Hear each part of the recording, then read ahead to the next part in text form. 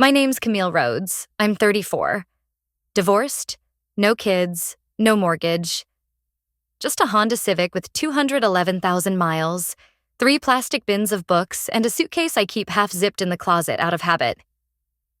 2 years ago, I moved in with my older brother Tyler and his wife Lauren after my marriage blew up and my job fell apart within the same month. I didn't ask for pity. I asked for space, a corner to catch my breath. Lauren was gracious about it at first. "We're family," she said, giving me the guest room and a coffee mug that said, "World's okayest aunt." She ran a parenting blog that was picking up steam, talking gentle discipline, sensory play, all that momfluencer stuff. Tyler handled the tech. I cooked, cleaned, kept the twins out of trouble, and helped their oldest with her reading because she was struggling and nobody else had time. At first, I felt useful. Needed even. Then I noticed something. The bedtime stories I used to write for the kids, the silly ones with made-up creatures and weird rhymes, started showing up on Lauren's blog. At first, I was flattered, then confused, then a little bit sick. She didn't ask. She didn't mention it. She just took them, reworded a little, put her name at the bottom. Written by Lauren Rhodes. But I kept quiet. Told myself it didn't matter. I was just the aunt, just staying temporarily, just trying to rebuild. Then came the night that cracked something wide open. It was Tyler's birthday. Big backyard barbecue, string lights, the works. The kids had made a card for him with my help. Cut out letters, glitter everywhere. I handed it to Lauren with a smile and said, "Hey, maybe mention it's from the kids and me when you give it to him." She smiled, tight. Of course. She didn't. Instead, she gave a little speech in front of everyone. Talked about how she organized everything, how Tyler made this family possible, how grateful she was for our little tribe. Then she looked right at me, smiling, and said, "And of course, a huge thanks to Camille, who's basically become our live-in nanny/cheerleader/extra pair of hands. We couldn't do it without you." Everyone laughed, clapped. Someone even toasted. I laughed too, but my throat burned. Nanny/cheerleader, like I was some background prop in a lifestyle vlog. I went back inside to get another bottle of wine, even though I don't drink. I just needed a reason to step away. That's when I saw it. On the dining table, half covered by a baby blanket, was a spiral-bound manuscript. The title page read, "The Mindful Home, A Practical Guide to Gentle Parenting." Author, Lauren Rhodes. I flipped it open. Page after page was mine. The pacing, the language, the structure. Even the examples.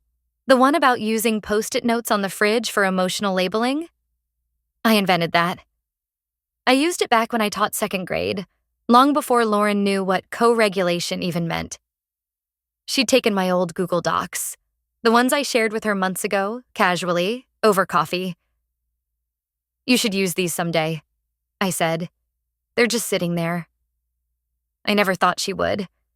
Not without credit. Not like this.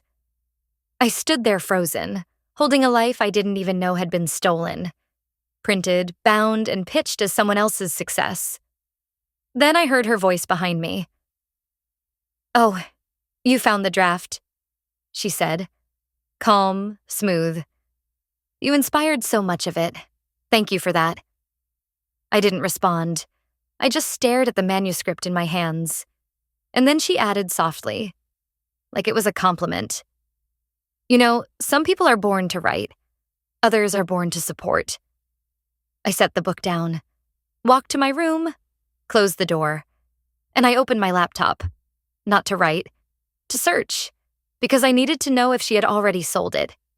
And what I found made my stomach drop. A press release, a speaking tour, an exclusive pre-order campaign. And not one single mention of my name. Not even in the acknowledgments. But the next part? That's when things stop being polite. That's when I stop being useful. And start being visible.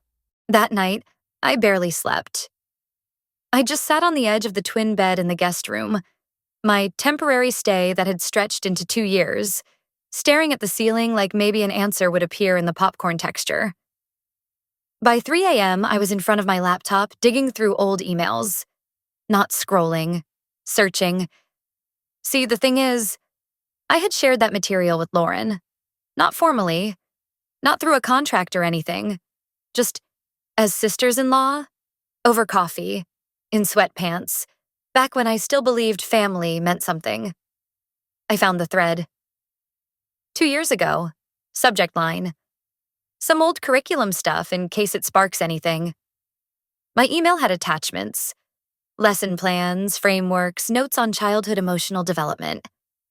My tone was friendly, generous, like I was offering her a box of puzzle pieces, thinking she'd maybe take one or two. She replied, "This is gold. You should totally publish this someday." And then nothing. No further talk, no check-ins, no follow-ups. I didn't think about it again. Until now. Because somehow every puzzle piece ended up in her book, only with her name on the cover. At 7 a.m., I printed out the thread and stuck it in a file folder. I wasn't sure what I was going to do with it yet.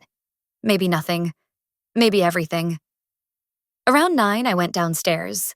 Lauren was in the kitchen with her ring light already on, positioning herself next to a bowl of oatmeal like it was a staged photo shoot. The twins sat at the counter, half-dressed, arguing about who got the blue spoon. She didn't look up. "Morning," I said. "Morning," she replied, all bright and fake. I grabbed a coffee and sat across from her.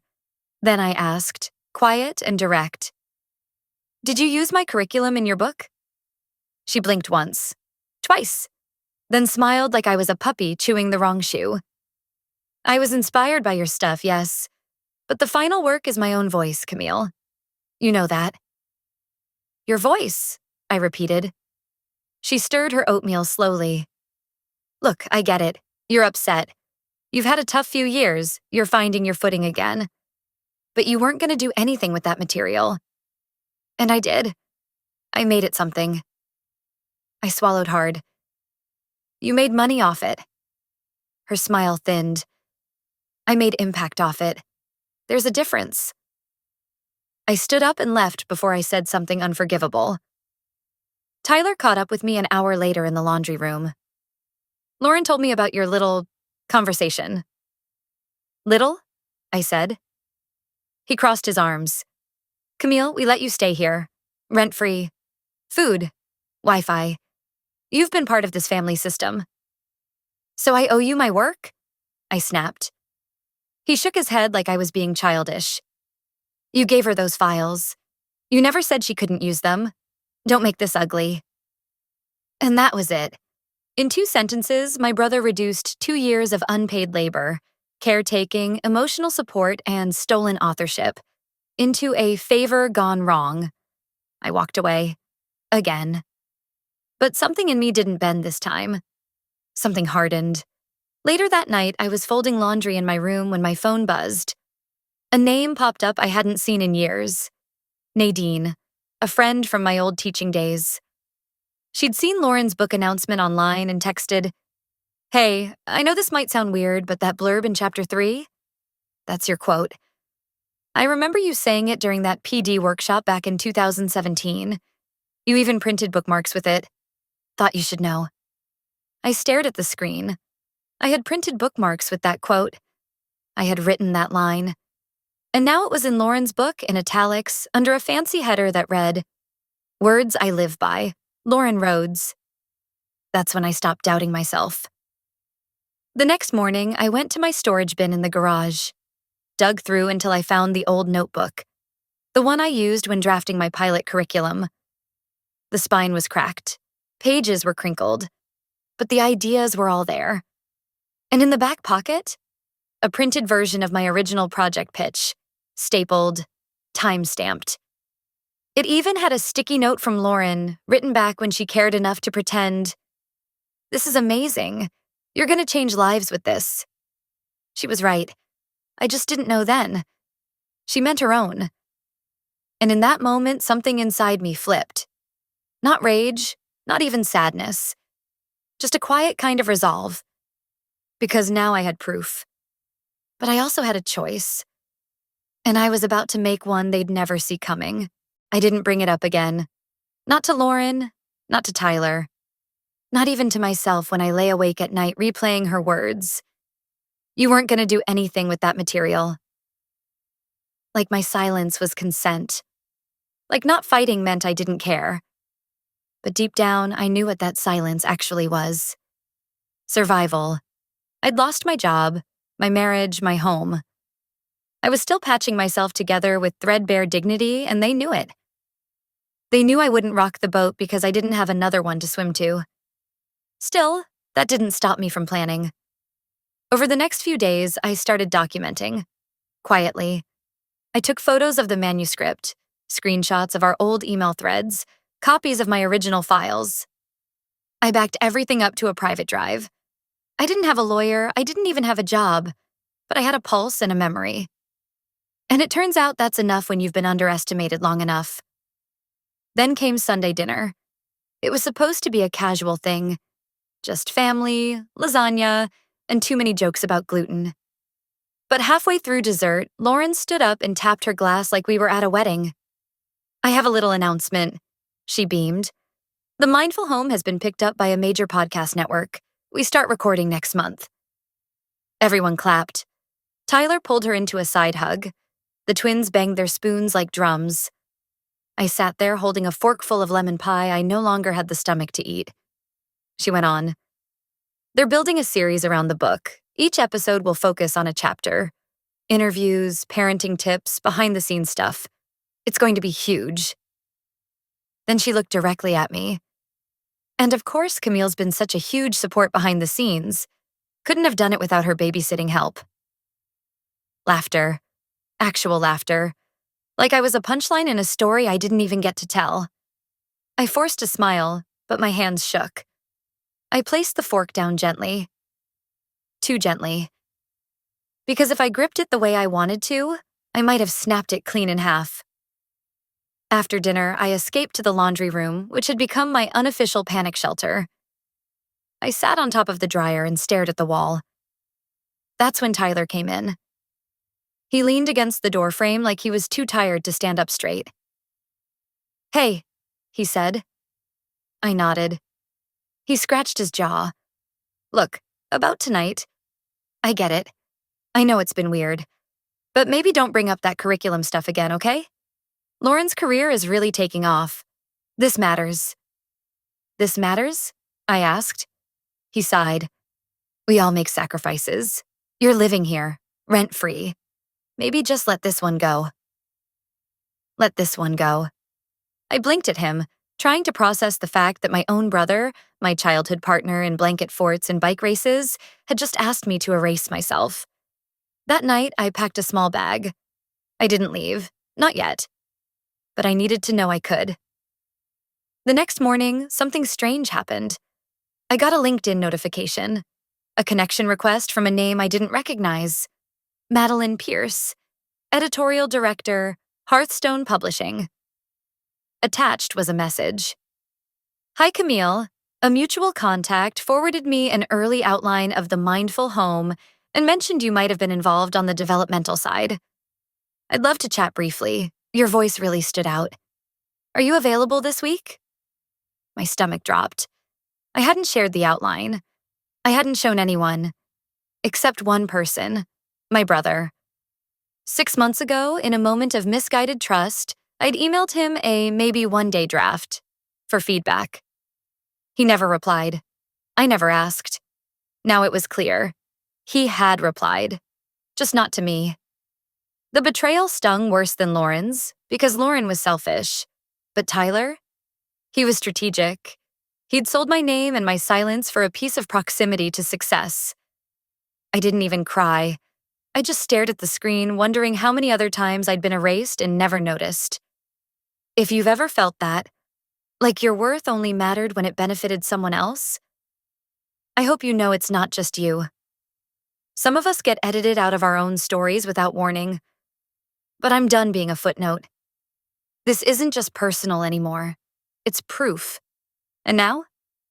Now I'm ready to write the next chapter myself. After that message from the editor, I didn't reply right away. Not because I didn't want to, but because I knew once I opened that door, the truth would come crashing in behind it. And this time, I needed to be ready to stand when it did. So I made a plan. First, I dusted off my old laptop and pulled every version of my original curriculum, every workshop outline, every single sentence I'd ever written about child development. I created a timeline. File dates, Google Drive timestamps, email exchanges. I screenshotted everything. I printed what I could. I wasn't just keeping receipts. I was preparing an archive. Then I reached out to Nadine, the teacher friend who'd texted me about the quote in Chapter 3. I asked her if she remembered when I said it, and bless her, she still had the workshop flyer. It had my name on it. The year, the date, even a photo of me standing in front of the slide with that exact phrase behind me. Strike one. Next, I combed through Lauren's blog, especially the old posts from the early days when she didn't edit as carefully. Buried in a 2021 post, there it was. Thanks to Camille for sharing her incredible binder of classroom tools with me. I'm learning so much. That line had vanished from newer posts, but the Wayback Machine doesn't forget. Strike two. And then, this one knocked the air out of my chest. I found an email Lauren had sent me 2 years ago, replying to one of my long, late-night idea dumps. The subject line was, "Cam, this is brilliant. Honestly, you should copyright it." Her words, her acknowledgement. Strike three. I bundled everything into a PDF, labeled it clearly, sent it to myself, to Nadine, and to a separate encrypted backup because I wasn't naive anymore. Then I finally messaged Madeline, the editor. "Hi, Madeline. I'd be happy to chat. Just to clarify, I wasn't involved on the book. I wrote the foundation for it. I can send you documentation. Let me know what works." We set up a call for the following Monday. In the meantime, I said nothing to Tyler. Nothing to Lauren. I moved like I always had. Quiet, helpful, invisible. Except I wasn't anymore. I wasn't looking for credit. I wasn't even looking for revenge. I was looking for correction. That Friday, Lauren got a package. Big, heavy, embossed return label from Hearthstone Publishing. She opened it at the kitchen table while I was pouring cereal for the twins. "Oh my God," she said, holding up a hardback. It was The Mindful Home, first official copy. She gasped. "It's real. It's finally real." She handed the book to Tyler and grabbed her phone to film the unboxing. Tyler flipped to the acknowledgements, grinning. Then his face changed, like milk had gone sour in his mouth. He handed the book back to her. "Did you know about this?" he said, voice low. She frowned. "What?" He pointed. She turned to the acknowledgements page, and there it was, a single paragraph wedged between generic shoutouts. To Camille Rhodes, whose original frameworks and insights shaped every chapter of this book, even when her name wasn't printed beside mine. "Thank you." She froze, her face drained of color. "You added this?" Tyler asked. "I didn't," she stammered. "That wasn't in the version I sent. I don't know how that—" And then her phone buzzed. Again, and again, and again. She glanced down, confused. Comments started pouring in on her launch post. "Wait, did you write this or Camille? Saw the acknowledgements. This feels shady. Why hasn't Camille ever been tagged? Y'all know ghostwriting and stealing aren't the same, right?" I didn't say a word. I just handed the twins their spoons and smiled. Later that night, Tyler came to my door. He didn't knock, just stood there. "Did you leak something?" he asked. I shook my head. "Number. But the truth leaks on its own when it's real." He looked like he wanted to argue, but he didn't. He walked away. And then, here's the twist. The real twist. At 2 a.m., my phone buzzed. Block number. Voicemail. I almost didn't listen. But curiosity is a cruel thing. I hit play. It was my mom. I hadn't heard her voice in over 3 years. "Camille, I saw the posts. I didn't know about any of it. But I believe you, and I'm sorry." She paused. "You didn't deserve to be erased by your family." I stared at the screen, heart racing. Not because she finally called, but because someone had shown her the truth. And I hadn't. It wasn't me. Someone had sent her the full file. My name, my work, my proof. It was Tyler.